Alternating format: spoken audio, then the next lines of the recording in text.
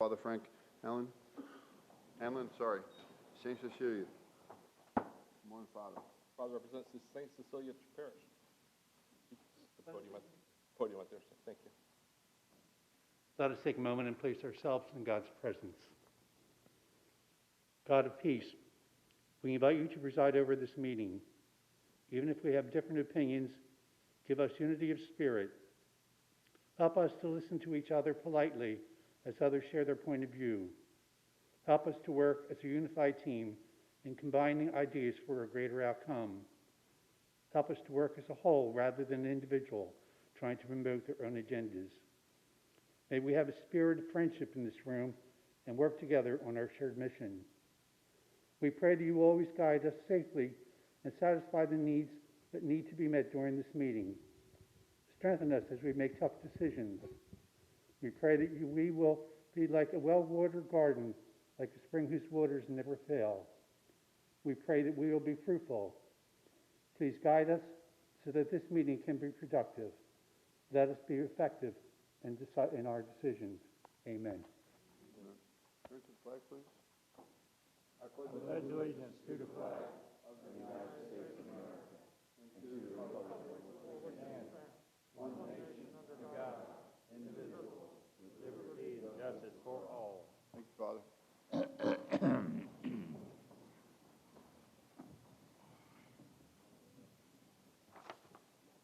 We have two ceremonial presentations. Vice Chair Pendergrass will go first. I'll go second. Thank you, Chairman. Today we will be recognizing the Institute for Internal Auditors. If I could have come forward William Foster, the Chapter President, Chapter Governor Tim Parks, and Chapter Governor Tamara Anderson. And also our Clerk of Courts, Linda Dog, is in the audience. Would she like to join him or just recognize you in the audience there? If you could, gentlemen and ladies, to stand back at the podium there. I will read the resolution to record, and after that, we'll ask one of you to address us and to speak to the crowd, and I'll appreciate you, and we'll take a picture together. Great, thank you. I do appreciate you, so thank you. Resolution reads, whereas internal auditing is a vital part of strengthening organizations and protecting stakeholders of both public and private sectors. And whereas internal auditing helps identify and manage organizations' risk, ensures policies, procedures, and controls are in place while working appropriately. And whereas internal auditing is establishing professional with a global recognized code of ethics, international standards for the professional practice of internal auditing.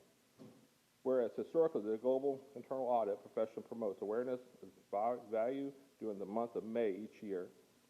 Now therefore resolved, the Board of County Commissioners, Lee County, Florida, does hereby proclaim the month of May 2021 as International Internal Audit Awareness Month in Lee County, and urges all citizens to recognize professional internal auditors and their contributions. Duly executed this day, the 4th of May, 2021, signed by our big guy here, the chairman next to me, Kevin Wayne. Thank you. Come on up. We'll do a picture first, sorry. Thank you. Thank you, sir. We do appreciate you guys. Everybody wants an auditor when something's wrong.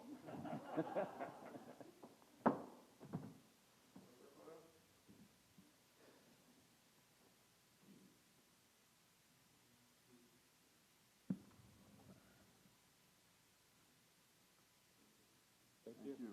And who would like to address the board? Oh, one more. One more.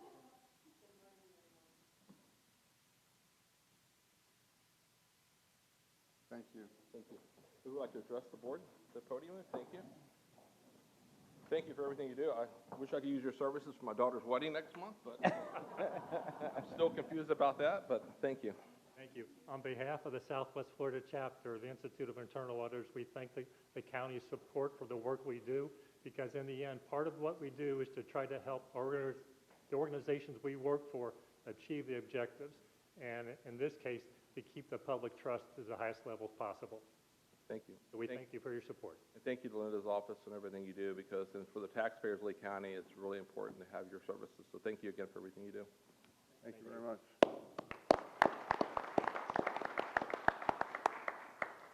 The next public presentation was going to be delivered by Commissioner Hammond. He's not here and won't be here today, so I'll be pinch hitting. It's for the Trauma Awareness Month. Who's here from that group? All right, we've got some board members. Yeah, Donna's here. So I'll read the proclamation, we'll take a photo, and then someone from the organization would like to talk, feel free to do so.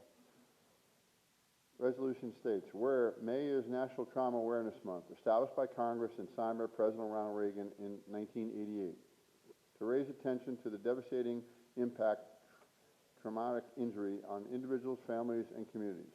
And whereas trauma is the leading cause for all Floridians between the ages of 5 and 46, with someone in Florida being traumatically injured every 12 minutes, and motor vehicle crashes and falls resulting in blunt force trauma make up more than 75% of the trauma cases treated in trauma services district every year. And whereas in 2020, more than 3,000 Southwest Florida residents and visitors were cared for in Lee County Trauma Center, and national studies show that trauma mortality is reduced by 15 to 20% when a severely injured patient is treated for injuries in a trauma center.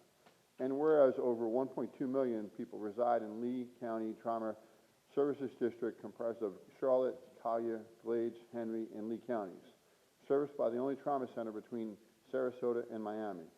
And for the last 27 years has provided optimal care to over 48,000 injured patients in the 5-county region. And whereas today we recognize the Lee County Trauma Services District commitment to providing sustainable access to quality trauma care and protecting the public welfare throughout the acute care services and injury prevention, education for all residents and visitors to the 5-county regions. And whereas we recognize all the dedicated first responders, the medical professions, and all serve the injured patients of this community. Now, therefore, it's resolved by the Board of County Commissioners in Lee County, Florida, and do by claim the month of May is Trauma Awareness Month in Lee County and encourages all residents, visitors to be mindful, think of safety first, and encourage participation in injury prevention, education to improve the health and safety of our community. It's duly executed May 4th by myself, Kevin Rain, Chairman. All right.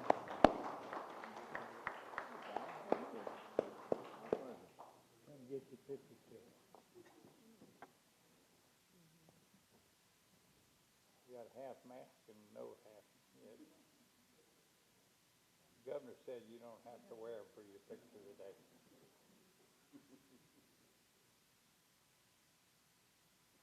Thank you. Someone like to address us?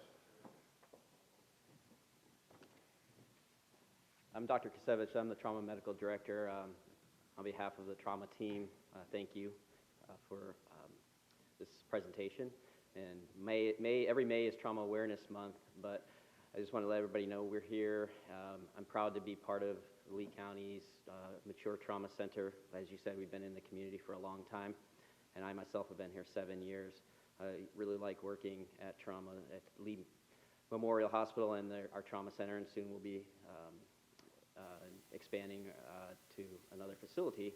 But we're here. We're in Lee County. We serve 5 other counties also. The biggest point is that trauma is preventable, and I just want to kind of reiterate that point. There's a lot of things that we can do to prevent trauma, but if we do see you, we're going to take the best care of you. Thank you. Thank you very much. Appreciate it. I just want to represent the Regional Advisory Council that addresses trauma across the 5 counties, and we do have a lot of trauma programs on prevention and a lot of programs that follow up for support groups, and these citizens on our Regional Advisory Council share that information with their communities across all those counties. So thank you so much for recognizing your citizens also. Thanks, Cecil. Cecil? And thanks to Board Cecil. of County Commissioner member Cecil Pendergrass, who's our best RAC member, too. Thank you. Thank you Not very a patient, it's a member. There you go. Stay off the ladders now, so I'm good. Thank you very much. It's a vital service you have. Certainly you've never used it here, but experienced it back in the Northeast, and it's vital all you do, and honestly, thank you. I appreciate it. Thank you. If I could, Chairman, one thing I did learn, I've been on the committee for I think 6 years now for the trauma committee, is most of the traumas can't be prevented. I think 64% of the traumas served in our area is actually people falling less than 4 feet. So people falling off the ladders, chairs, bathtubs, and all that stuff. 64% of the trauma is coming into our rooms are due to that. So that, stuff like that is preventable. And so they're working every day trying to make sure people are educated, learn how to use those tools though. So thank you, Michael. Next, we'll go to the recap, some items that I'll go over in the recap. Item C9 is going to be deferred, continued. C24, approved contract language change order for added licensing for computer-aided dispatch. That obviously is going to be pulled by Public Safety. And then we have commissioner items, Commissioner Mann discussing nomination procedure for Housing Financing Authority Committee, and then myself on low-income senior homestead exemptions. And then last, we'll talk about COVID-19 and the effects of what the governor indicated yesterday. Is there a motion required on the first, on the deferrals and the, Yes, please. so move on both of those items? I'll second it. I have a motion, a second on the floor. Any discussion at our commission? Seeing none, any public? Seeing none, any objections? Motion carries unanimously. Thank you, gentlemen. Consent agenda. Any items would like to be pulled from the consent agenda? Mr. Chairman, just one, number 8. Number 8, and we are pulling number 24, correct? 24 was deferred. That's gone. Yep. That's deferred. Okay. So 8 and 24 are deferred, as well as 9. Can I have a motion to pass the remaining? Move to approve the balance of the items. I'll second it. We have a motion, a second on the floor. Any discussions up here at the commission? Public comment. Being none, any public comment? He'll get it. Sir, go ahead. Number 8 on the one I pulled. Yeah, so 8, we're going to deal with Yep, the items. you're right. So it was the remaining items. I'm going to come back to the pulled ones. A motion, a second on the floor. Any public comments on the items that we've passed, not the items we've pulled? Seeing none, any objections? Motion carries. Let's go back to number 8 first. Just, somebody just bring me up to date on, I've forgotten what we used that property on Main Street at Fort Myers Beach for. And the notes here say the additional docks are no longer needed by Lee County. Just bring me up to date on what we do there. Yeah. Mr. Chair, Yes, sir. Robert, Mr. Clemens. Good morning, Commissioners. Robert Clemens, County Lands.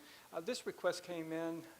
We were either going to remove these docks, or if Trico wanted to take those over, their docks adjacent to the seawall, then they would be able to take them over and maintain them, and that's why this is being added to the lease agreement. This is where the shrimp fleet is, and they have their office and such. And what did what were we down there for? We acquired this years ago specifically for Trico, to keep the shrimp fleet here in Lee County. We bought the land, Yes, sir. the frontage there. And this was back in the early 90s, I believe. It happened right when I first came to Lee County. And we've been leasing it to Trico, Correct. and we're doing what differently now with this action? There were some docks that run along the seawall where the front of their office and where they bring the shrimp boats up to moor. And they were deteriorating and needed to be replaced. So it was either to replace them or to completely remove them. Trico said they would take over the maintenance and responsibilities of these dock areas. But we would maintain ownership, but they would, Correct. We continue to own the facility. We will own everything there, but they will they'll take over the maintain it, maintenance. fix it up, bring it up to what Correct. standards there are, so we won't have to worry about maintenance on them. But we Correct. still own it. Will they continue to pay us a lease figure? Yes, sir. Nothing is changing except they're taking over the responsibility for the repair and Well, bless their hearts. Thank you for that clarification. I move the item. Second. I have a motion, a second on the floor. Any discussion of the commission? Any public comments? Seeing none, any opposition? Motion carries. Thank you, Mr. Chairman. No problem. And 9 and 24 we deferred, so we'll move on to the administrative agenda.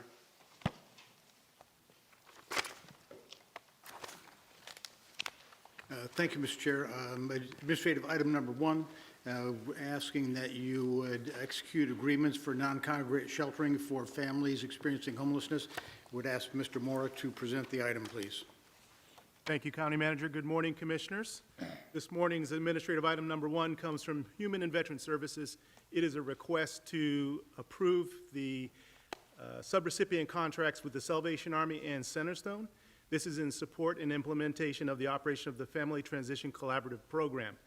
Long name, but short explanation. On March 16th, during the regular meeting, we presented a solution to addressing the long list of families on the Connect list. And this collaborative sought to gain some approval of $1.9 million in county general funds, up to, I should say, not to exceed, to address this issue. So a little bit of detail on the program. The program will provide temporary hotel stays in connection to permanent housing for families who are experiencing homelessness. This is part of the rapid rehousing program. It'll give them up to 12 months of rent. For the purposes of this program, we're defining families as those households with one or more adult with or without children. So right now, there are about 96 people targeted for this program. We are in the process of securing hotels. We have one already secured for this program, and we're working on a second. The security has already been arranged for these hotels. It'll be provided by LCSO, Fort Myers Police, as well as a contracted county security company. Upon approval, the 2 nonprofits that we contract with will have staff on site Monday through Fridays, which will include case management and clinical staff. If there are any questions, we do have staff here available this morning. I had one that came up when you were presenting this. The people eligible are adults, 1 or more, with or without children. Is there a priority list here? Let me clarify, I'm sorry, it's more than 1 adult in a family, so it's a committed couple, basically. So I Okay. misspoke. So if they fall within that definition, they will be prioritized. With or without children? I was just wondering if families with children were given a benefit of a favor. Well, certainly each one of them will Have include. we got enough to go around? Right now, we're securing the hotel rooms. We are targeting I believe a May 16th move-in date. So we believe that at that point in time, we'll have the hotel rooms to house all of these folks. Yes, sir. Okay, we're not leaving kids on the street. Thank you. Good program. Thank you, Mark. Thank you, Mark. Any other questions? No, I'll move it if we're, public input. We need a motion, a second. We'll go to public. Well, I'll be proud to move the item. And I'll second it. I have a motion, a second. Any discussion, commissioner level? Any public comment? Come on up. Yes, sir.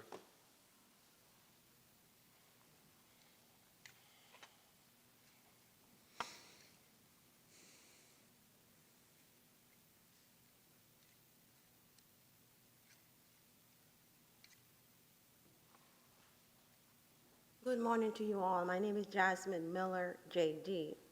I am confused, Mr. Mora. Are you saying your program is for a couple only? Did I hear that? Mr. Chair, we're happy to get, No, I want to hear that, and I want you to be quiet. I slept out in the winter, all winter, while you had money to house me. I want you to be quiet. Mr. Mora, with all due respect, are you saying it's for the couples only, sir? Ma'am, this isn't a question. No, I'm confused because I need a hotel room and so are the single women who are being raped and attacked on the street. I will have them sit down.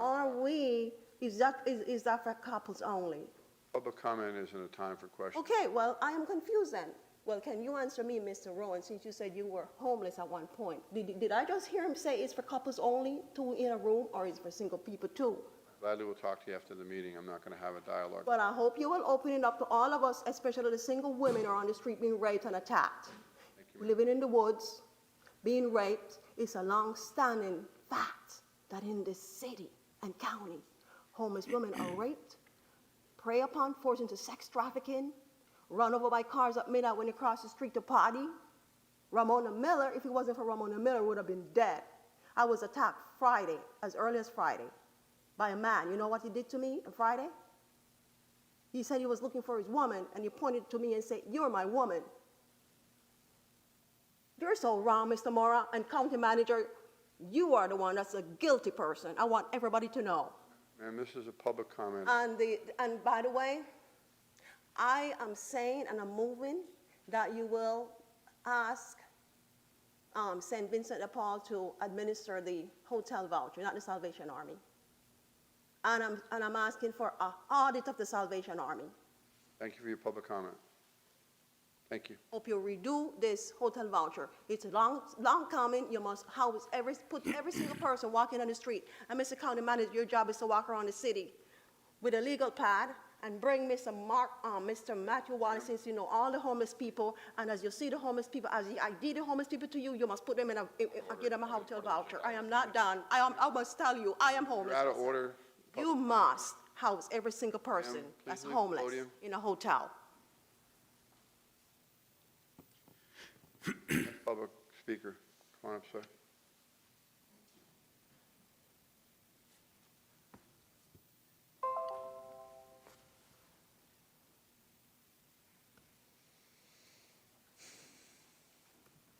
My comments on this is, I'm glad that people are getting off the street into a hotel temporarily. But we need to have places for them to go. You got so many houses that can be rehabbed in this community. I'm asking for a loan for all the nonprofits so we can do this, so people are moving in. You're paying $75, $80, I don't know what you're paying a day for these hotels.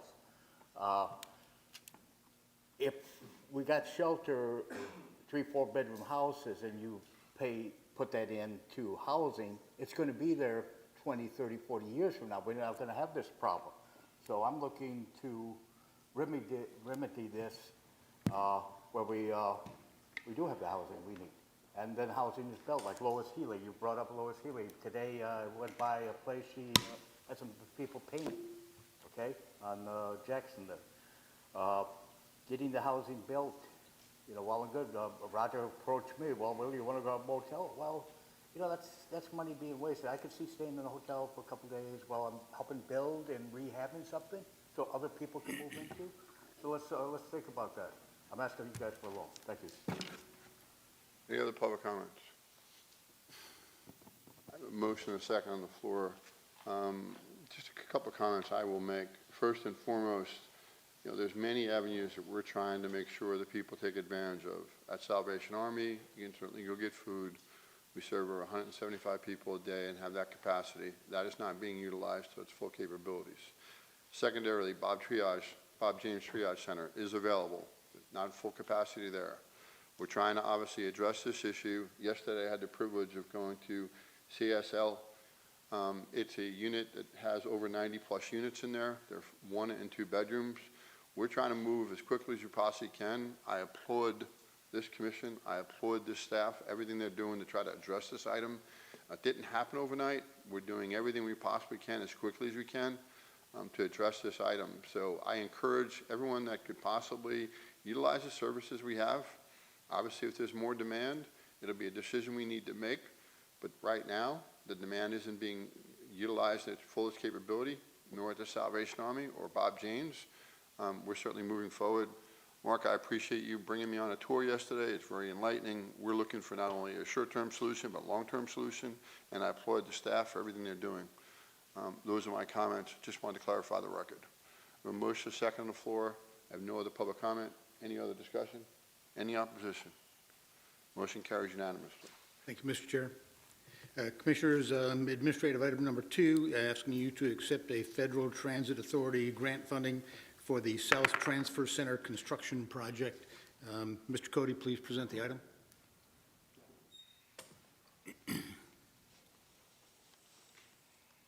Good morning, Commissioners, and greetings from Leetran. I ask that you accept and approve the FTA funding for our South Area Transfer Center. This will be a $3.3 million funding from the FTA. We're looking at about a total project cost, roughly estimated at $4.3 million. This is the final stage with regards to accepting the funding. So, I'm sorry, recite those numbers again. So $4.3 million is what we're roughly estimating total project cost. We're receiving $3 million. $3 million. Thank you very much. My So pleasure. our match is essentially 1 1.4 is what we have dedicated via our CIP. Any questions? Move the item. I'll second it. Motion is second on the floor. Any discussion up to the commission? Any public comments? Seeing none, any opposition? Motion carries unanimous. Thank you, gentlemen. Item number 3. Thank you, Mr. Chair. Item number 3, an administrative, asking you to approve an amendment to the Daniels Parkway Controlled Access Resolution at Rickenbacker Parkway. And Mr. Searchy, please present the item.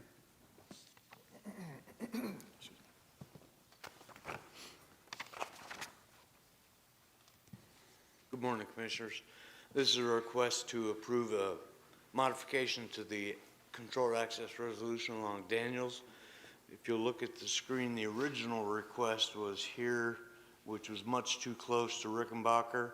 So we've asked and worked with the developer. They've moved it down to here where they can develop a nice turn lane. You can't see it under the temporary access point sign there, but they've developed turn lane, made the spacing far enough, and we recommend approval at this point.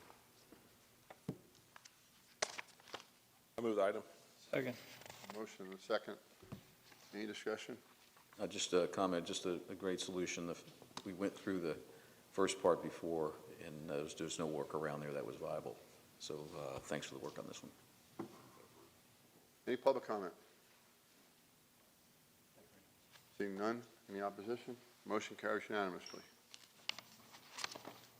Next item we'll move on to is a public hearing. Item number 1.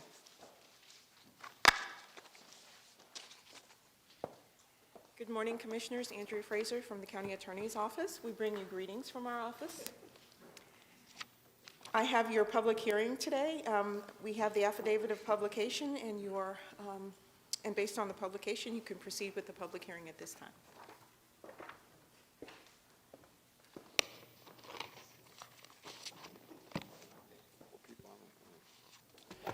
Good morning, Commissioners. Benjamin Abus, Public Safety.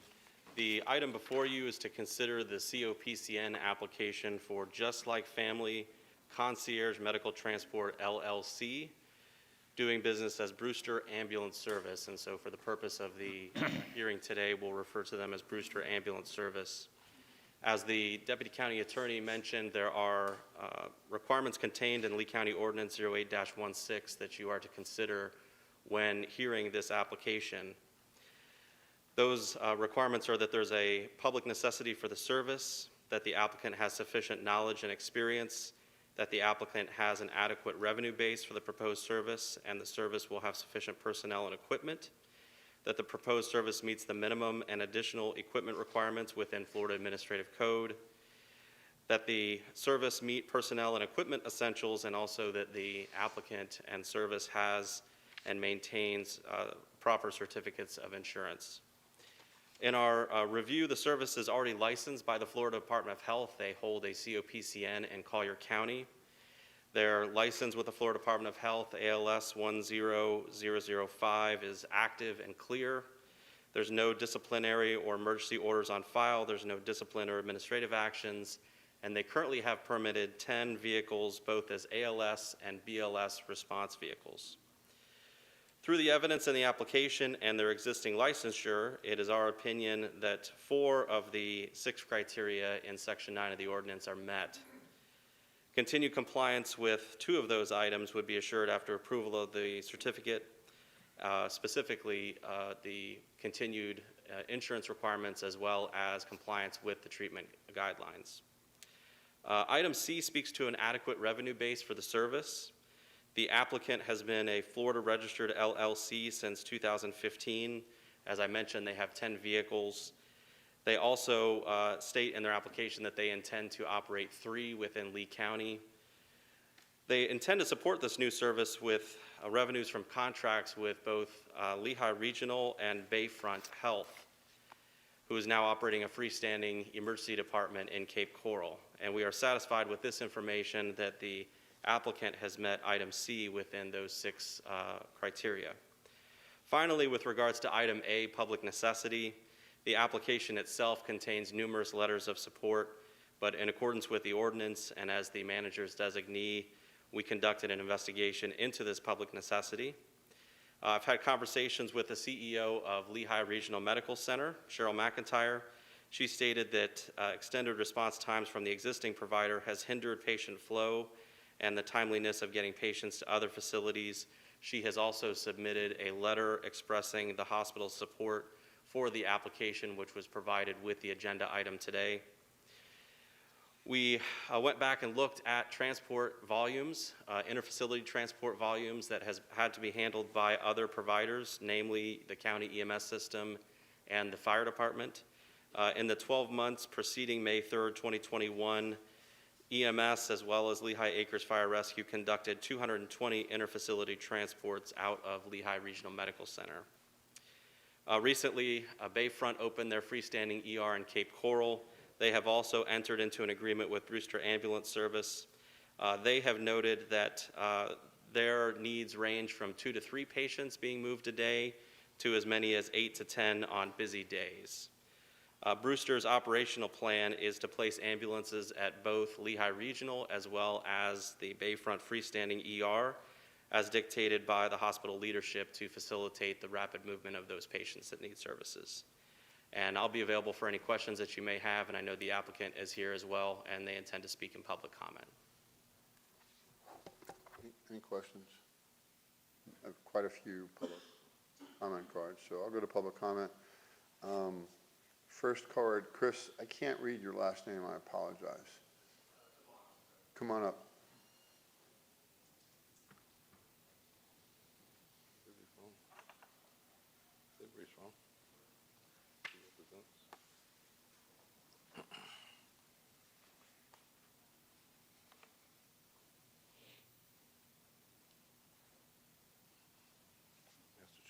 Good morning, and thank you for your time. This was an exciting build for us, for Lee County, and the expansion from Collier County with the service that we're currently providing down in those areas. With these new contracts coming on board, I think this would be a great addition for that trauma month that we just spoke about and moving these patients in a critical time frame. So thank you very much for your time. I'm the Chief Clinical Officer with the program. What's your name on the record? My name is Chris DeBona. Thank you. And you're speaking for who? Brewster Ambulance Service. Brewster, okay. Yeah. Thank you. Thank you, everyone. It's hard to hear with the, where are you from? Boston. Boston, okay. It's hard to hear with the Max too, so. I understand. Thank you. Next card is Vanessa Oliver.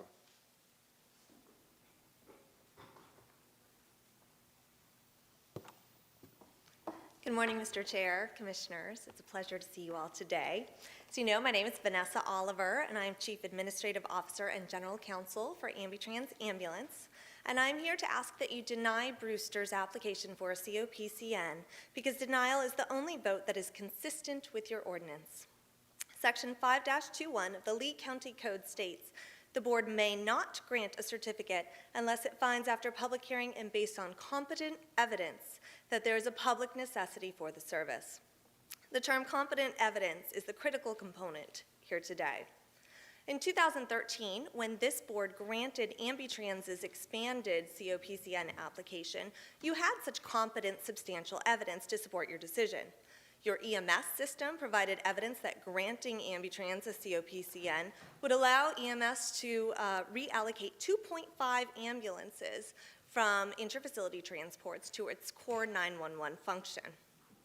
In this case, Brewster has not produced such evidence in its application. Conversely, the data and evidence that you do have in your possession supports a finding that there is no need for the service. Here's the data.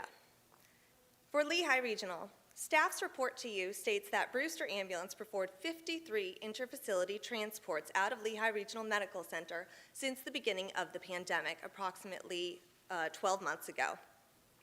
This equates to 1 transport per week. Ambutrans, since 2013, has transported, on average, 2 calls out of Lehigh Regional per day. They've called us on 2 calls per day. It's been a low of 0.99 calls per day to a high of 2.12. We're currently doing 1.8 calls per day out of Lehigh Regional where they're contacting us to perform the calls. If you add in that 1 extra transport per week, that equates to 0.14 calls per day. This is not a need and something we can easily accommodate if we receive the phone call. The Bayfront Health freestanding emergency room has been open less than 2 months. Since their opening, their need for transports has decreased from a high of 10 calls a day to a current daily average of approximately 3 to 4. We did 3 calls out of there yesterday. Again, we can easily absorb this need. Lee Health, in their application, Brewster goes through the increase in numbers of transports from the Lee Health system. While it's true that Lee Health's transports have increased over the years, Lee Health has not provided this commission a letter of support for this application. What's critical is the data that you're missing. Brewster's been operating in Lee County without a COPCN for the past 12 months. Brewster also held a COPCN for 5 months in 2018. While Brewster's application states that adding them to the system will decrease wait times and improve the public health system, Brewster does not provide you any data to show that your system improved during the 5 months it held a COPCN or over the past 12 months when it's been operating without a license. Accordingly, I ask that you please deny the application. Thank you. Thank you. Next card is Mark Brewster.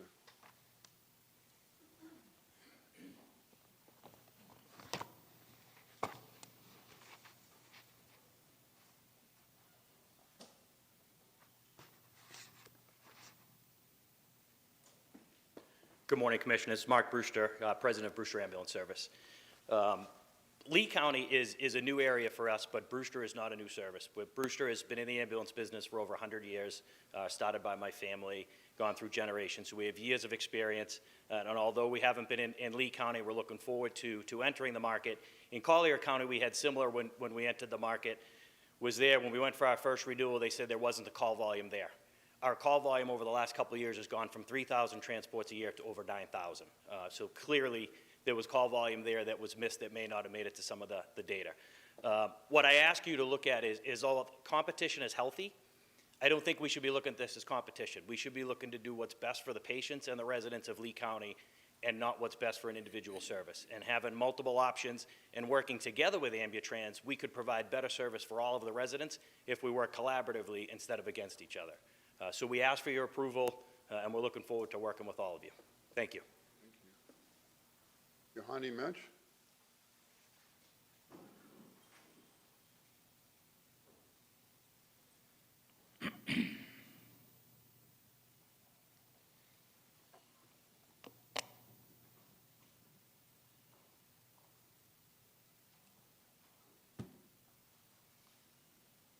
Morning, Commissioners. Yohani Machin, Director of Operations for Brewster Ambulance Service. Brewster Ambulance is not looking to change the current infrastructure in the county. We're looking to augment the system and work alongside the current providers to fill the gap. We've safely transported thousands of patients in Collier County. Call volume has increased by 25% every year during the last 5 years in Collier County. In 2020 alone, we transported 9,433 patients safely. We've achieved to grow our fleet to the increasing needs of the Collier community while working alongside the other IFT services in Collier County. We believe we can work alongside the current providers in Lee County, just like we already do in Collier. Lee County will benefit from our services with the expected population increase listed in the 2019 needs assessment. Lee County is projected to have a population increase of 43% by 2030, which exceeds the state's population growth rate. Brewster Ambulance has received support and partnered with facilities within Lee County, which support the need for choices in interfacility providers. Data shows that interfacility transports within Lee County has increased by 50% in the last 5 years. And with the projected population increase, it's going to create a higher demand for the current provider to meet in the years to come. Since the beginning of the pandemic, the state issued an emergency order removing COPCN's restrictions to combat the pandemic. So we have not been operating illegally. We're operating under the emergency order, removing COPCN restrictions. During that time, Lehigh has requested us 53 times where the current provider was unable to provide a reasonable response time. Apart from transporting patients, Brewster has been part of the Region 8 task force. When the pandemic first started, we joined the task force. We were in ground zero, going inside Lee County nursing homes, Lee County Assisted Living Facilities and testing residents and staff members within Lee County.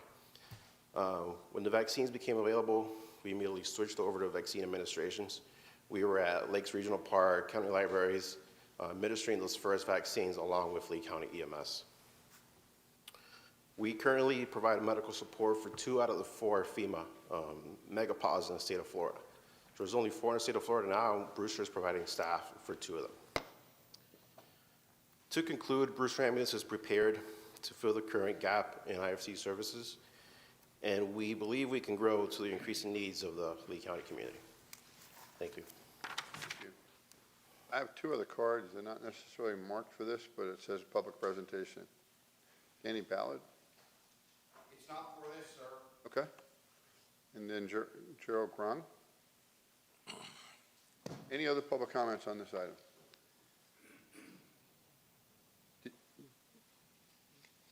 Did you want to speak on this item?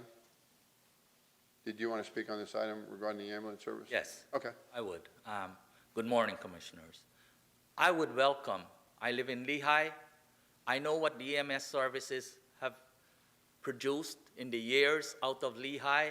I already know that our fire service, our EMS service in the fire department has tried their best, and they could not reach the time frame to get people from there and or to outside. So that is a fact. The more that comes in, we should not want people to just come in when there's a pandemic. We should welcome people to come in and serve us all the time. You know, if the business is there, take it, yes. The gentleman is right that we have a population growth, not only in Lehigh, but all of Lee County, you know, and more folks are moving. You know that. Florida has outdone New York now. So think about it, consider, you don't have to, you can table it for yourself and then come back. Approval right now might be something that you need to think about. So thank you all very much for looking back into it. Any other public comments on this item? Chairman, if I could, I'd like to make a motion for denial based beyond the needs are not established for the ordinance. A motion for denial.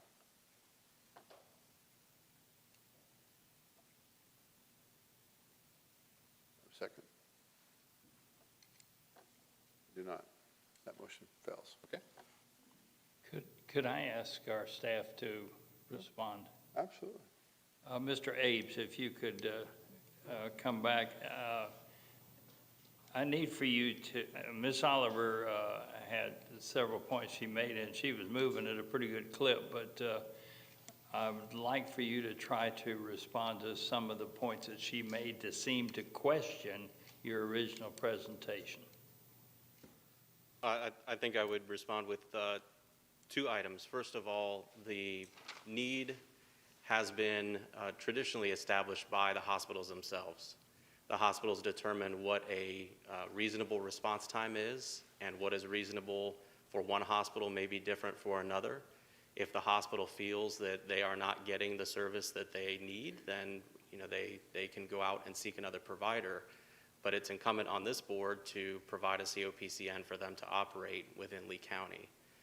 And in my discussions with the CEO at Lehigh Regional, she has been very clear to say that they have not been able to get consistent performance from the existing provider to be able to meet that need, which necessitated another provider in the market. She did not say that there would be any exclusivity, but that they needed an additional provider to help to address that need. The other thing regarding that I want to touch on is she mentioned that they were operating without a license. That is not the case. The Surgeon General, in his public health emergencies, lifted restrictions that required agencies and licensees to have a COPCN in every county that they operated in. That was at the beginning of the pandemic to help facilitate the movement of patients that were surging into hospitals due to COVID. So they were operating with a license under the public health emergency and the requirements that were outlined by the Surgeon General. At some point, we expect that the Surgeon General will rescind that guidance, and at that time, then Brewster would have to have a COPCN to be able to continue to provide those services to Lehigh Regional. One last question. Sure. Our EMS, remind me again how much they have been involved in transportation. I pulled the data yesterday. There were 220 interfacility transports that were handled by Lehigh Acres Fire Rescue or Lee County EMS in the preceding 12 months. And in reviewing those, some of those were acute emergencies that needed to move quickly, which we would fully expect that they would find the closest resource, but there were a large percentage. I did not calculate and go through each one, but I would guess that it's probably in the vicinity of 20 to 30% of those were routine transfers where another provider was not available. Thank you, Mr. Chairman. Yes, sir. Ben, since you brought it up, you said the hospital's requesting the services. Does any of the members of the Lehigh Hospital, I know we got a letter from the new administrator, I've not met her personally. The last guy, Gary Bell, was run out of town, but the new person, anybody with the Lehigh Hospital currently work at Brewster's or associated with that board of Brewster's? Because I think in NCH in Naples, they are correct. I'm not sure about at NCH, and I'm not aware of anybody at Lehigh Regional that has been in our discussions that is directly affiliated with Brewster. I believe there was a doctor at NCH, I can find it here, that was on their board that was... Dr. Panazzo, Yes, so I believe at least one or two of the physicians that are medical directors for Brewster Ambulance, that's a position that's required for licensure, Right. that they work at NCH and are physicians in the emergency department. That's why I was wondering the conflict. Since we got the letter from Lehigh, haven't heard any complaints from the residents in there, and I just know personal experiences dealing with Brewster's from Naples and NCH from family members being transported down there. That's why I was making my denial. But anyway, it's still, my motion was for needs were not established, though, during the presentation, though. I understand. Any other questions?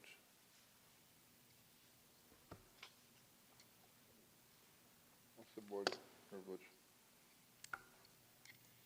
Mr. Chairman, I'll just put some comments on the record here. Ms. Oliver's company, frankly, I've heard virtually no criticism, and they've served this area for a long time. But I'm concerned a little bit about the EMS and our too often need to call on them for services out here. And I don't think this competition, and they call it what it is, there'll be two people trying to do the same thing. I don't think it's going to be so damaging, and it appears to me, contrary to the conclusion that Commissioner Pendergrass has reached, that there probably is need for the additional service. So I'm comfortable supporting this request from the staff to move forward. I'd so move if that's... Motion on the floor. Second that motion. You have a second? I have a second. Any other discussion? Just a couple comments. One is, I think we've all thought about this need and so on and so forth. I go back to the end user, and stuff like that, and that's the hospitals. I'm not going to question the hospital, me personally, whether they have a need or not. That's them to dictate because they're responsible for life, their patients, and so on and so forth. The second thing is that we've had 5 reviewers on this. They came up with a process to approve. I put a great deal of credence in our personnel and how they look at this and how they review this. And the third thing is we discuss every day the growth that we see within Lee County. To have one provider, and I think Ambitran has done an admirable job, but I think to have one provider as we continue to grow, 770,000 to 1 million people, whatever, and stuff like that, I'm not sure that that's really prudent. I think you have to have, and I don't define it as competition, I define it more as augmentation of the resources we have. And the last thing is that we all involve ourselves as our first responders. The pressure on them continues to grow, whether it's facilities, personnel, so on and so forth. And I think it's a benefit to them as well. So, my comments. I'll conclude with comments. I certainly respect staff's presentation. I respect the comments that were made to me. I've worked really closely since I got up here, predominantly on the pandemic, and my early parts of my job I didn't think were going to be what I envisioned them to be, being involved in vaccines. But with that said, I've certainly spoken on a regular basis to several board members at Lee Health, have had an opportunity to talk, whatever, through their process. I know there was a comment made to me that their lack of support speaks volumes. Knowing and having been in the political world for 15 years, I would have had an opportunity to hear from somebody from the board if they were against another applicant to actually do this. I am concerned about the growth here in Lee County. I am concerned that we meet that growth. And for those reasons, I certainly have no reason not to support this motion. I think the silence in one breath might be interpreted one way. The silence and no one reaching out to me as an individual commissioner speaks that they're more than content putting another person on. With that in mind, I'm going to support this as well. So we have a motion, a second on the floor. Objection noted. Commissioner Pendergrass, we have 3 people that are for this. Motion is approved.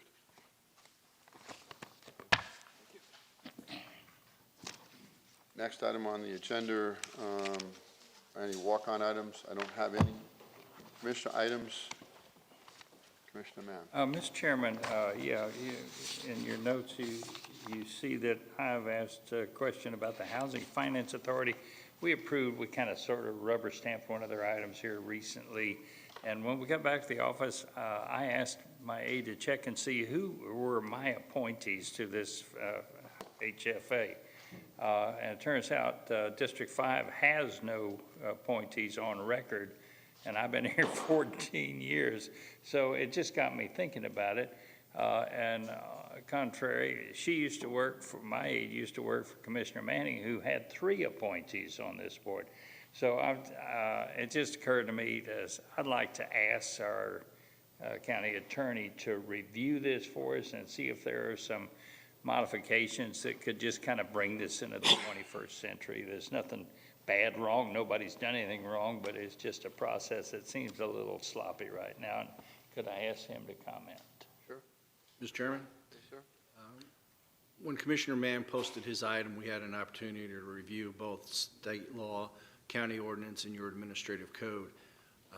Board membership is set under state law and county ordinance, mandating confirmation by the Board of County Commissioners as a body. Under your administrative code, members come forward via an at-large appointment by the Board of County Commissioners. In order to convert to a one commissioner, one appointee situation, we would need direction and approval to prepare an amendment to the administrative code to change it from at-large to a district commissioner appointee, and we could have that back to you in very short order if so directed. Seems like a reasonable thing to do, and I'm just asking if y'all want to go along with that and direct them to prepare that change. I have a question. Sure. If I could, so yeah, I support that, Commissioner Mann. We've talked for years about all the different committees and appointments. Like, for example, IDA. I've been here 8 years and never appointed anybody to IDA. It's kind of like nobody wants to talk about it. It's over here, and then everybody wonder how it happens and who's on it, whatever. So do we talk about all the other committees too that are maybe appointed the same way, or do you want to pick out just this one? Because we have other ones that, for example, IDA, I don't think anybody here has probably even appointed anybody to an IDA committee, have we? I mean, I think the last time I checked, all of them were done by Commissioner Manning in the past. So I don't know how that came about. If the same administrative code that would address that, if the county attorney could respond to that or not? Mr. Chairman, again, our office would be happy to take a look at that issue as so directed by the board. We would work closely with administration because they provide support to the Industrial Development Authority. But again, if directed by the board, we work for you all, we'd be happy to undertake that endeavor. That seems reasonable. Yeah. I would agree. I think we have a lot of boards that the tenure has gone on for a long time. That said, it's a bad thing, but I think part of our growth as a county is bringing new people in with new ideas, younger people in to add, new perspectives and so on and so forth. So I think as we review some of these boards, and we can come up with the appropriate list, I would be in favor of taking a look at those. So, That's what I got Commissioner Hammond for. Hmm? That's what I got Commissioner Hammond for. That's right. The young guy. Well, can we start with this one? And I'm Absolutely. certainly happy to review any others as well. Yeah. Mr. Chairman, if I might, one other point of clarification, given Commissioner Sandeli's discussion. In the past, the board has generically spoken about perhaps looking at term limits for advisory board appointees. That has not taken place. If, again, directed by the board, we could look at that issue and bring it back for board consideration. I would look forward to considering that. There's pluses and minuses. I didn't want to throw term limits out here this morning, but I think that's part of the process. And again, just as a reminder, as you all are aware, you're bound by your own imposed term limits as well that are now part of the county charter. So we would look to perhaps that groundwork in establishing a term limit discussion for your all's consideration. Yes, for the 8th year, yes, I would support term limits of the committees. I think it makes a lot of sense to certainly go through that discussion and certainly look at the merits associated with term limits. I think that makes a lot of sense. Your item, Commissioner Mann, you have a motion, we have a second. I don't think there's anyone that's going to get in the way of that. So any public comments on that? A motion, a second. Any objections? Motion carries unanimously. Thank you, colleagues. The next item on the agenda is mine. It's a low-income senior homestead exemption. I was reached out to by Matt Caldwell, who basically brought to my attention, and I certainly had an opportunity to talk with both Roger and Pete, regarding low-income $20,000 a year annual seniors over 65. They've maintained a permanent residence for 25 years, receive a whole exemption for taxation up to $250,000 in value. In addition to the base exemption, however, the local units of government can approve an additional $50,000 per the statute. I received a list from property appraiser Caldwell, and he attached what appears to be about 30 odd items. Is that a correct approximation, Pete? It has about a $10,000 cost in total. I think this exemption makes a lot of sense, and we should continue it. I think it makes a lot of prudent sense, and the property appraiser brought it to my attention. So I'd like to certainly see us move forward with this.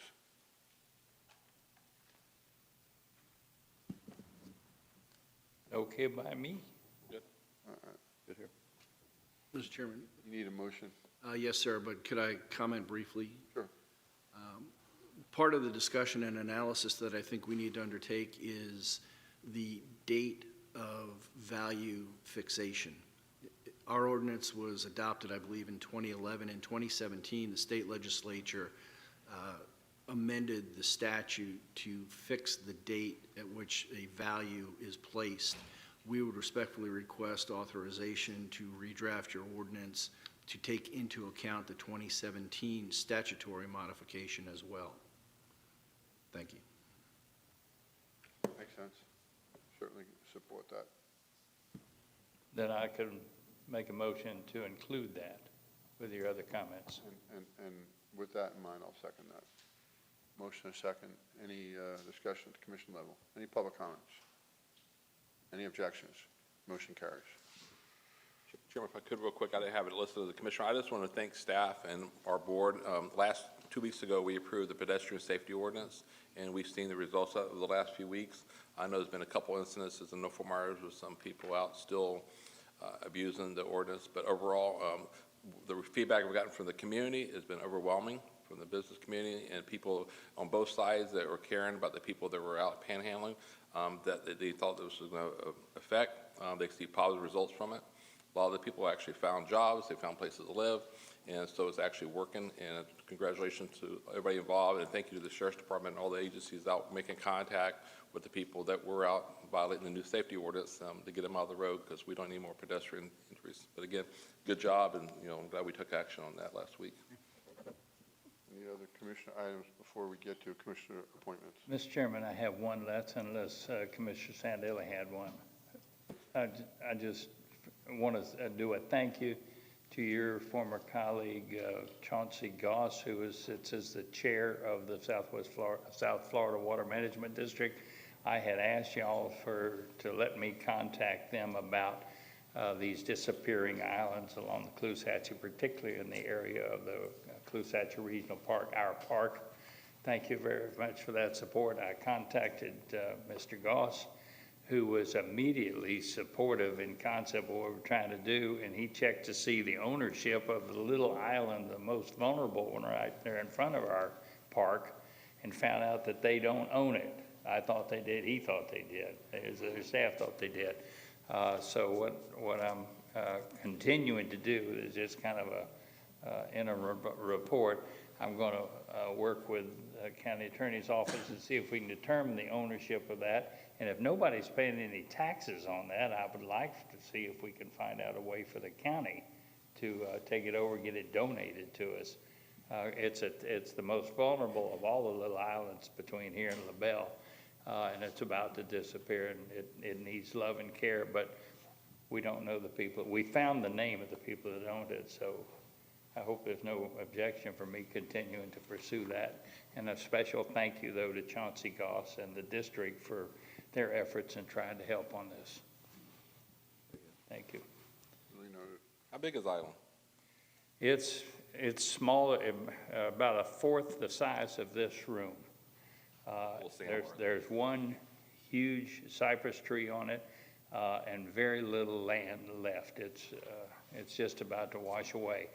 But it is a bird rookery, and the backside of it serves as, and I've seen them myself, fish nesting areas where it's environmentally very sensitive, and it's about to go away.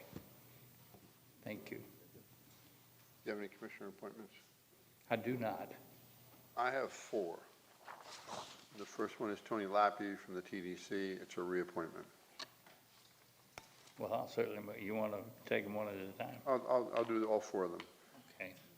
Dwight Ross is a new appointment for Galt Island Road Advisory Committee. Rebecca Henry is for the same committee, Galt Island Road Advisory Committee, and Martin Krebs. So moved. Second. Motion second on the appointments and reappointments. Any discussion? Any public comment?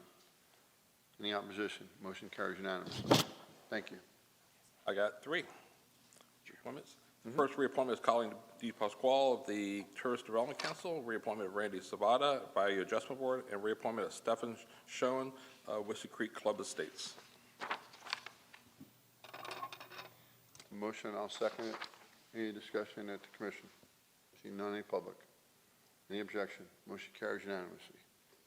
I have 3 reappointments, and I'll do the same way. Michaela McNair for the Sheltering Pines Mobile Home Village Improvements. Mary Rust, same committee, Sheltering Pines Home Village Improvements, and Fran Myers, Tourist Development Council. Motion, I'll second it. Motion is second on the floor. Any commission discussion? Seeing none, any public comment? Any opposition? Motion carries unanimously. County manager items. Yeah, thank you, Mr. Chair. Commissioners, would like to have a fairly brief but important discussion with you about the governor's executive order yesterday, and also statements made by the state Surgeon General this past week about COVID-19, number of vaccinations that have occurred around the state, the amount of vaccine that is currently available in the state of Florida, and I'm going to ask Mr. West to help with a brief overview of the governor's executive order in just a second. But suffice to say that during the governor's press conference yesterday, he quoted that there are about 9 million people in the state of Florida that have been vaccinated. That we also have enough vaccine in the state of Florida that anyone who wants a vaccination can get one. And so it's much easier today than it was, just even a month ago, I think. We all remember the very intense effort on the part of so many people to make sure that vaccinations were available for people.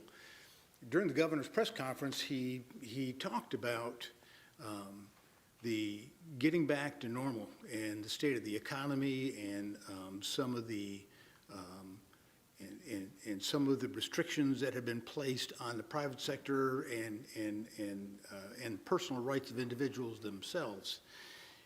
And it causes us to think about, where we are in our evolution of this pandemic. We have taken a very active role, as you're well aware, over the last about 16 months, I think, in helping people get vaccines and in messaging the public about safety precautions and following CDC guidelines and all of those things, including wearing masks. We, as you are also well aware, there was never a mask mandate in Lee County, but we did send emails to all of the Lee County employees, all 2,500 Lee County employees, and under some circumstances, we required them to wear masks. For example, in offices that could not work remotely, if they could not keep proper social distance, we required them to wear masks. If they were working at a counter with providing service, they're required to wear masks. And we have, so there's sort of that category of employment where we required that. Also, federal guidelines require certain operations for our employees and the general public to wear masks as well. For instance, the airport, for example. At our RSW, they're all required to wear masks. Our transit people, the transit drivers and people working in the office, it's largely a federally funded operation, and federal guidelines require masks. And there are a couple of other categories where we still either encourage or want to require some employees wear masks. But generally speaking, what my intention is, and I'm looking for some concurrence today, I think, that we're ready to start getting back to more typical operations. And we're prepared to begin to relax our protocols on wearing a mask, not just for employees, but in our buildings as well. We have posters on every door coming into all of our buildings, I think, that asking people to wear masks. I'd like to begin to take those down. And so we all just sort of get back to normal. One of the things that the Surgeon General said is that everyone who is fully vaccinated doesn't need to wear a mask. You're good to go. And well, if we have 9 million people in the state of Florida who've been vaccinated and vaccines are available for everyone who wants one, and I think all of the restrictions have been lifted with regard to age, except for the very young children where some of the vaccines have not yet been approved, everybody gets to have vaccine, and they are readily available. So I want to begin to dial all of that back, and we'll do it, in fairly short order. Now, that doesn't mean that if an employee is more comfortable wearing a mask, they can do that. That's a right that they have if it makes them feel more comfortable. But otherwise, we're not going to require that they wear them, nor will we require that the general public have to wear a mask when they come into our buildings. So with that backdrop, I would ask Mr. Wesch if he could give us an overview of the governor's executive order yesterday, which may help in this conversation. Roger, do you need a motion for those actions? No, sir. When we gave all those instructions to our employees, we did it without board direction. It was done under my signature authority. If you're so inclined to make a motion, that's fine, but otherwise. Not like you're moving sooner than later, so sooner the better. County Attorney. Thank you, Mr. Chairman. Commissioners, as you're aware, yesterday the governor issued an executive order dealing with the state's response to COVID-19. And if you listen to the media accounts of what that executive order provides, it was clearly overstated by the media. No big surprise there. But looking at the executive order and drilling down to it, I think what the governor was looking to do was to drive the point home that local government needs to get out of the business of regulating individual conduct and private business conduct. That's what the executive order deals with, and suspends all such local regulations that impose restrictions on individual liberty or business interests. Your state of local emergency never did that. Your state of local emergency, all 58 of them, dealt with internal operations and an assistance in managing the organization by foregoing certain other requirements that would otherwise be required in order to conduct those operations. And what I'm building toward is a request, and I know it's been a long time in coming, and it's a shame Commissioner Hammond's not here to enjoy this as well, but on your agenda is the request or the presentation of the 59th extension of the local state of emergency. Given the governor's order yesterday and in discussions with county administration, it does not appear that it is required any longer here in Lee County. So we would respectfully request a motion to terminate the state of local emergency dealing with COVID response here in Lee County. So moved. Is that a motion, Commissioner Mann? Yeah, it is. It certainly is. I've been waiting 59 weeks for this. Always try and end on a high note, Commissioner. Motion by Commissioner Mann. There you go. Second by Commissioner Sandelli.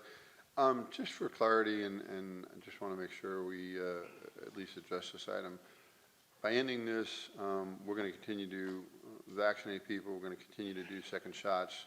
We won't have any interruption with any type of funding or any type of reimbursement for that. That's correct. Okay. And then, moreover, I think this has been long overdue, but what I would encourage people, if you feel so inclined to wear a mask, please wear one. Personal responsibility starts with you. If you feel the need to get vaccinated, we have plenty of vaccines. If you feel the need to wear a mask, wear a mask.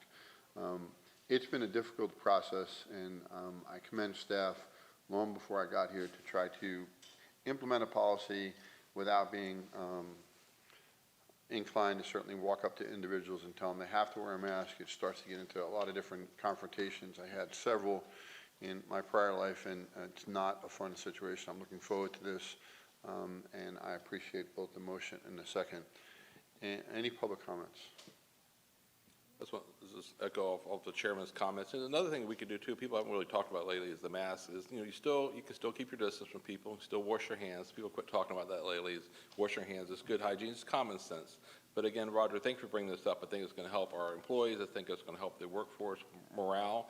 If somebody doesn't feel comfortable not wearing a mask, they can wear their mask. But the people that's been vaccinated in the workplace does not have to wear masks now, and that's the most important thing. And hopefully the cities will see what we're doing here. This progressive attitude that the counties have. It's worked this last year. It's worked in the state of Florida. What Governor DeSantis has done here over the last year. That's why other states are obviously jealous of what we've done here in Florida. And hopefully the cities will look at what we've done here in Lee County today, and they'll also follow. And then behind that, the private sector will do the same thing too. They'll come forward and do the right thing, because no matter what, not everybody's going to get the vaccine, no matter what we do, and there'll be people still wearing masks a year from now. To them, that's their new normal. And I get it. That's fine. That's their choice. But it's also somebody else's choice not to wear one. So we got to respect that too. So thank you. Just a follow-on comment. I think when I dial back on this whole thing, we chose not to mandate, but to educate. And I think that was the right decision. There's enough tension in this past year and a half than to be confrontational about it. So education, number one, was the first thing. I think when we allow ourselves to accept personal responsibility, it's probably the best way to go. Now answer to yourself, answer to your family. Mr. Chairman, as you said, I was in CVS last Sunday, and a lady came on. She said, for our shoppers, if you need a vaccine shot, go back to the pharmacy. And I thought, how different than 3 or 4 weeks ago.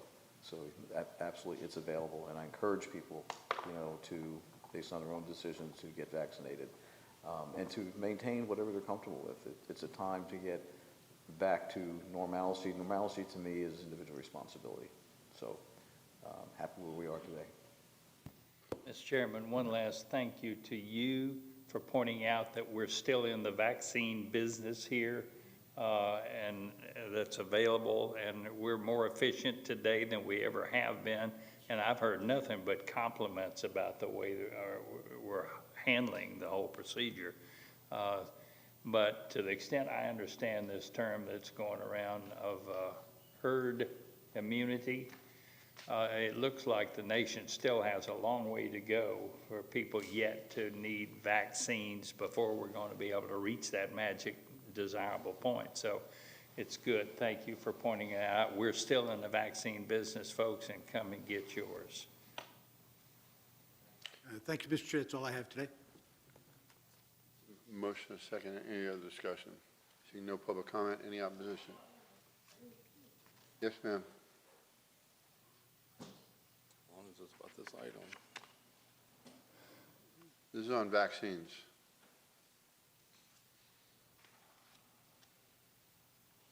Yes, Jasmine Miller, JD again.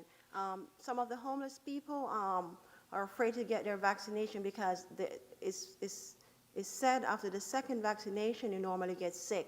We need a place to stay so we can get our vaccination, or a hotel so we can go after a second vaccination. In case we come down sick, we have a place to sleep and rest. So it's urgent you give all of us our vouchers and not just families.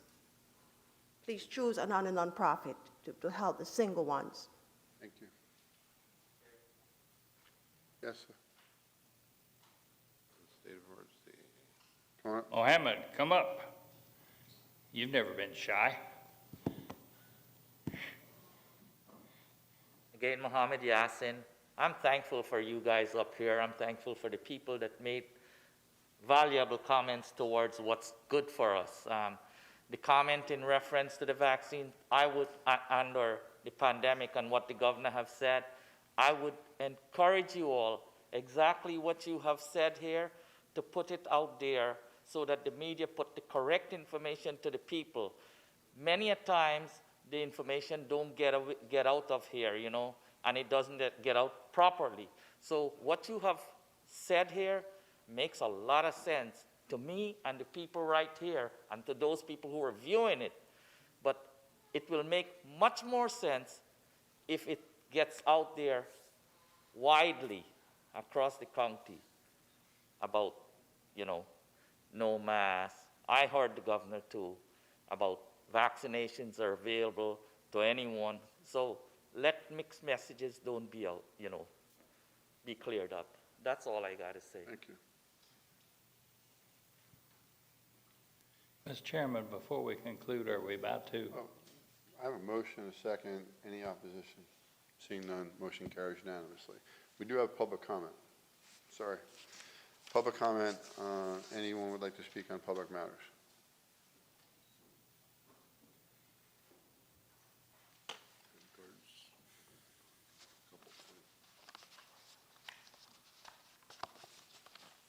Good morning, Commissioners. Danny Ballard, President of the Norfolk Myers Civic Association. Laying on your desk in front of you, you have a palm card that looks like this. On the 22nd of this month, Norfolk Myers Civic Association will be hosting the 3rd annual Wiffle Ball Bash at the Norfolk Myers Rec Center. As of yesterday, we have 16 registered teams. We have about 40 plus donators and sponsors. It looks like we've always, for the 3 years that we did it, this has been the big fundraiser for the Civic Association. We raised about $5,000 after expenses the first year. Last year was about $8,000. Looks like this year we're going to should bust over $10,000, which is a plus. But I invite all the commissioners, come out that morning for the opening ceremonies, and then you can leave or you can hang around. The football program is going to provide concessions all day long for us and for the public. So thank you. Come out. I agree with everything you've done this morning, and I also agree with the gentleman.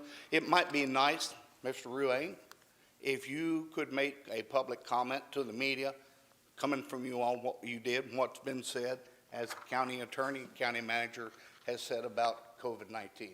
We are getting there. There's a long way to go, but if we all work together, I'm sure it can happen. So thank you. Look forward to seeing you on the 22nd, men. Amen, Danny. Any other public comments?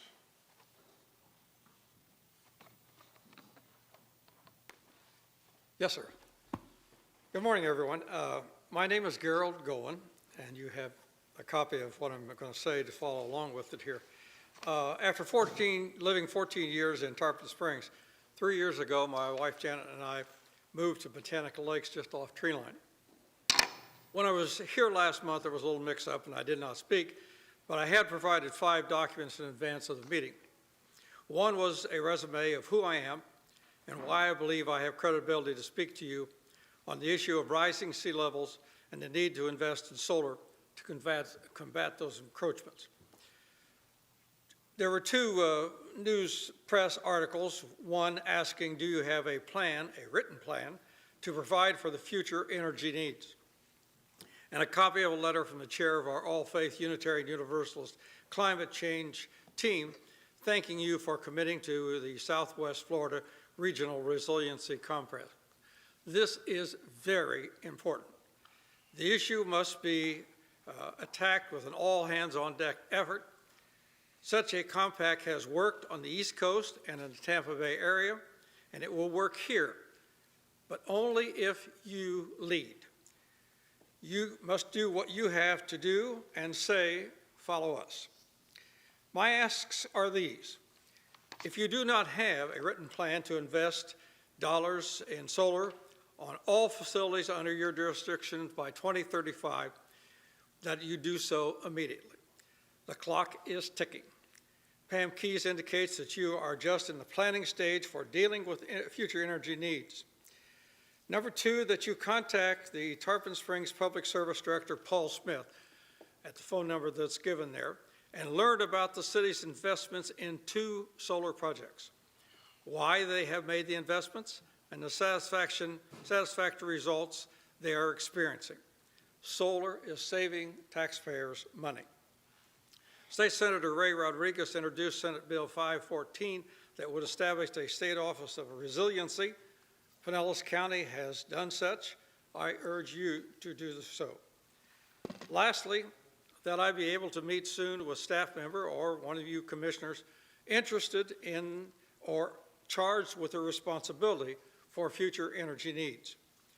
I have a goodly amount of knowledge and experience dealing with alternative energy solar, and I have acquired over the last 8+ years, some of which I have acquired consulting with FGCU professors. I am here of my own motivation. I am just a concerned father, grandfather, and great-grandfather, and that much of Florida must be saved for them. It's too late to save it all, but if we act now, much can be saved. I also suggest that you read the book that Dr. Tolley at the Water School gave me, The Geography of Risk, Epic Storms, Rising Seas, and the Cost of America's Coasts by Dr. Paul Gold. It should help with your planning. Thank you for your attention. I look forward to meeting and working with you on this matter. Thank you very much. Thank you. That'll conclude public comment. I'll call for an adjournment. Thank you. Mr. Chairman, we'll wait. This for the good of the order. In today's news press, there was an obituary of one Frank A. Pavis. In addition to being a bit of a war hero, he was 97 years old in Italy. He's credited with capturing an entire German regiment. He also served as the Lee County attorney. And I just wanted to take this moment to acknowledge his accomplishments, which were innumerable and too many to be counted, and thank him for his service, not just to Lee County, but to the entire community for many, many years. Frank Pavis, a super American, one of the great generations. Maybe the next meeting we could do a moment of silence for Frank, and I didn't realize until we started today that did occur today. And he actually passed away a couple of weeks ago with the COVID, for goodness sakes, at 97 years old, but he's a great American, great Lee County. Commissioner Mann, you probably remember before he served as county attorney, he served in his chambers before it was the original courthouse. Back up, from 1958, I think it was, served in this courtroom. You know, it was the only courtroom in Lee County, so spent many years here as a trial attorney. So. Footprints all around here. Thank you, Mr. Chairman. Any other items? Call for an adjournment. Thank you.